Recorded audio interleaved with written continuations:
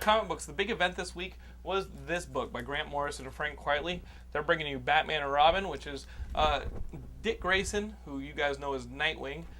He, I guess, won the battle for the cowl. He is now donning the outfit of our favorite Dark Knight. He is Batman, and his Robin is Damian, who is the son of Bruce Wayne and Talia al Ghul, or is that how you pronounce her name? Al Ghul. Al Ghul. She's Ra's al Ghul's daughter.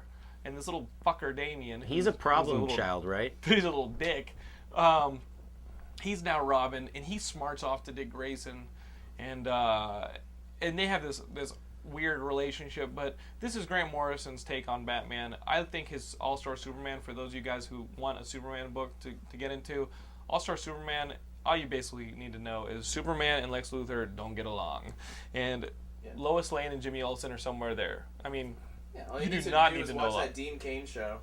Yeah, yeah. Lois and Clark. We had somebody on our Geekscape.net forums asking suggestions for Superman titles, and and I think it's because we were talking a lot about how great the Jeff Johns, Gary Frank run was. Before you guys get into that, check out All-Star Superman, and then Jeff Loeb and Tim Sale's Superman for All Seasons. Those two books, they're self-contained.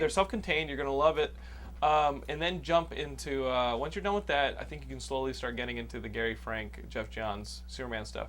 This Batman and Robin, you can jump into it, but just know that it's picking up after Batman has supposedly been killed by Darkseid. It's sent back in time to live Isn't with that cavemen. Darkseid, by the way? Darkseid, Darkseid. Darkseid. He's been killed by Darkseid, and Right, he got sent back in time, right? That's what we're supposed to believe. I don't know what happened in that series. Why were the rest of the Justice League symbols on that cave wall then? I was at Final Crisis. I was trying to read Final Crisis, and I heard this pop in my brain, and blood started coming out of my nose. I was like, I don't understand what's happening. I know it's the same writer, Grant Morrison, but please trust me that this comic book makes more sense than anything in Final Crisis. You can follow this comic book. Grant Morrison is trying to start fresh. He's introducing a couple new rogues gallery. He's not bringing out the Joker. He's not bringing out Riddler. He's not bringing out people that we already know. He's giving you guys new bad guys. You see a little frog guy, like a toad guy, and he's trying to rob a bank. And then later, the cliffhanger at the end of the issue is he's introducing a new bad guy called the Pig, who burns this mask on your face. Awesome. He burns a mask on your face. Burns? Yeah, he burns a mask to your face, and it controls you, and now you have to help him out. That's not bad. It's not scary as hell, man. It's pretty scary.